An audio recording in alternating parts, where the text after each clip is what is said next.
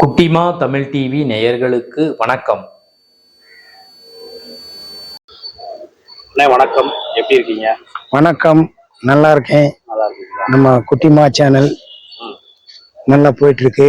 ஆமா, மீண்டும் இது 3வது வாட்டின்னு நினைக்கிறேன் பேட்டி எடுக்கிறது.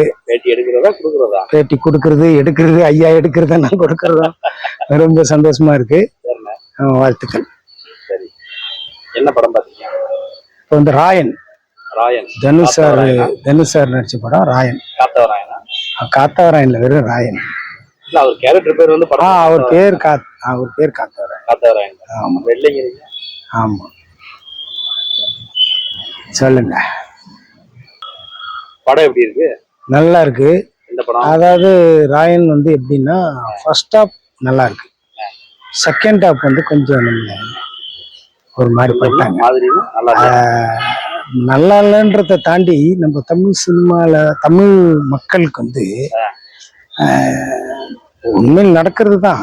அண்ணன் தம்பி துரோகம் நடக்கிறது, பணம் வந்துட்டாக்கா மாறுறதெல்லாம் நடக்காலும் நீங்களே பணம் வந்தா மாறுவீங்க, நானே பணம் வந்தா மாறுவேன்ல. மாறுறாங்க, மாறுறவங்கள சொல்றாங்க. நான் என்ன சொல்ல வரேன்னா, மாறுறவங்களை திருத்துறதுக்கு தான் சினிமா இல்லையா? மாறுறாங்கன்னா அது வந்து நம்ம சினிமா வந்து நெகட்டிவ் சொல்லக்கூடாது, பாசிட்டிவ் தான் சொல்லணும் மக்களுக்கு. ஒரு ரவுடிசம் பண்ண கூட அதுல ஒரு தர்மம் இருக்குதுன்ற மாதிரி தான் ஹீரோவை காட்டுவாங்க. ஆப்போசிட் பார்ட்டியில பார்த்தீங்கன்னா கெட்டவன் அவனும் வெட்டான், நல்லவனும் வெட்டான்ற மாதிரி படங்கள், ஆக்ஷன் படங்கள் வர்றது உண்டு இல்லையா? அது நல்லவனுக்கு என்ன சொல்லுவோம், பாசிட்டிவ் தான் சொல்லுவோம். கடைசியா ஒன்று வெட்டிக்கிட்டே இருப்பாரு, அப்புறம் திருந்துவாரு, அப்புறம் திருந்தி நல்லது செய்வாரு. அது மாதிரிலாம் படம் பண்ணும்ல. அந்த மாதிரி என்ன சொல்லுவாங்க புரியாமலே சொல்ற. ஆமா, அதை சொல்ல வரேன் பாருங்க. அண்ணன் தம்பி ஒரு இடத்துல வந்து அவரு 2 தம்பி, அவர் அண்ணன் தனுஷ் வந்து அண்ணன், ஒரு தங்கச்சி, 3 அண்ணன் தங்கச்சி, 3 அண்ணன் தங்கச்சின்னு வச்சு 4 பேர், 3 அண்ணனுக்கு செல்ல தங்கச்சி. இது அழகா ஒரு சென்டிமெண்டா போயிட்டு இருக்கு. ஃபர்ஸ்ட் ஹாஃப் ஃபுல்லாவே சென்டிமெண்டா போயிட்டு இருக்கு. ஒரு பெரிய ரவுடிசனுக்கு மத்தியில இவங்க வந்து பெரிய வீரன்னே காட்டிக்காம, இதான் தம்பி மட்டும் ஒரு நடு ஆள் மட்டும் ரொம்ப குடிகாரனா இருப்பாரு. இப்போ இவர் வந்து அவங்க எல்லாம் கண்ட்ரோல் பண்ணி வச்சுப்பாரு. ஆமா, இது மாதிரி இதுக்காக பழி வாங்குறதுக்கு ஒரு விஷயம் நடக்கும். என்ன விஷயம் உங்களுக்கு படத்துல பிடிச்சது? எனக்கு பிடிச்சதுன்னா, அண்ணன் வந்து தம்பி தங்கச்சிங்க எல்லாம் பாசமா கொண்டு போறது பிடிச்சிருந்தது. ஒரு சென்டிமெண்டா இருந்தது. பாட்டு நல்லா, பாட்டு வந்து 2 பாட்டு இருக்குது. 2 பாட்டுலயும் நல்லா இருக்கு. வீரே ஒரு பாட்டு இருக்கு, அப்புறம் இன்னொரு அவன் தம்பியோட லவ் சாங், அது நல்லா இருக்கு. செகண்ட் ஹாப்ல வந்து குறை என்னடான்னா, ஒரு வில்லனு கூட சேர்ந்துட்டானுங்க. அவங்க வந்து ஆள் தெரியாம போடுறதுக்கு அனுப்புறாங்க, ஆள் தெரிஞ்சிச்சு, போட வந்தவன் அண்ணன் தெரிஞ்சிச்சு, போடலாமா தம்பி காசு வந்து எல்லாம் மாறுவாங்க நீங்க தானே சொன்னீங்க. அது போடலாமான்றது மக்களுக்கு இருக்கு. காசு வந்தா மாறிட்டானுங்கன்றத காட்டினாலே தப்புன்ற மாதிரி ஆயிப்போச்சு படம்.